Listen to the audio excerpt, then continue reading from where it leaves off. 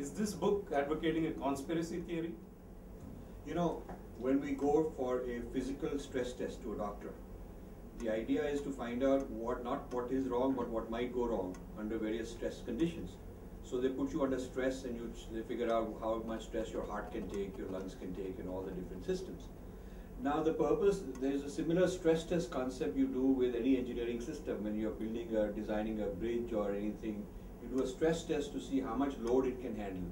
You do a stress test to a corporate business plan to see how much stress of various conditions in the market it can handle. Similarly, what we are doing is a stress test of the nation. We are putting India into a stress test simulation to see what happens if this happens and that happens, if there is an uprising, if the minority has a separatist identity, if this or that goes on. Not that we want them to happen, but we don't want those things to happen.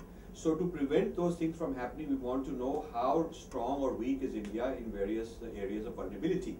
So this is not to find, because there's some kind of conspiracy of all the forces that are going to make me unhealthy. I go for a stress test because I want to find out what the factors are. And if there are 5 factors, they could be related, they could not be related. So similarly, in the case of the stresses that India faces for potential threats to sovereignty, some of these factors could be all related. There may be some conspiracy, some of them may be very independent. In any case, we are not trying to uncover a conspiracy per se. We are presenting the data that we have found out.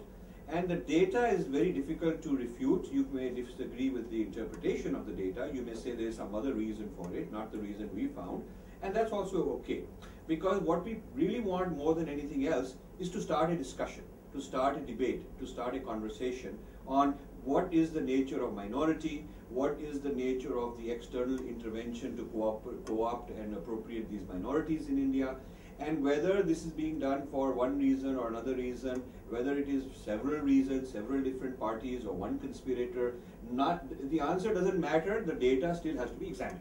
So we would like to present the risk factors for India's future health as a sovereign nation.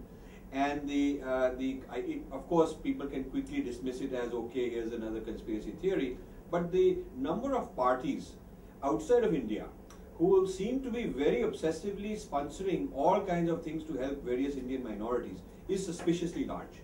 Yeah, and it is the US, it is European, UK based, it is church, it is human rights groups, it is academic groups, it is private think tanks, it is so many different kinds of groups, from the right wing, from the left wing. Now, this is too much to be just a coincidence. But we are not in this book primarily interested in presenting some cohesive conspiracy by one particular party as such. Merely give you a lot of evidence and a lot of factors and a lot of forces, so that in future people can do further research and find out things like whether there's a conspiracy or whether it just happens to be random. Also, I want to mention that even if there are some people who are conspirators, I would say vast majority of those who are involved are innocent. They're just involved because somebody calls up and says, here is an opportunity or here is a way to help people, and they take it at face value and they get involved. So even if there were a conspiracy, I am not insinuating people in India are involved. I'm insinuating that they are being appropriated and co-opted, and maybe there is some force somewhere and maybe not, which has to be found out.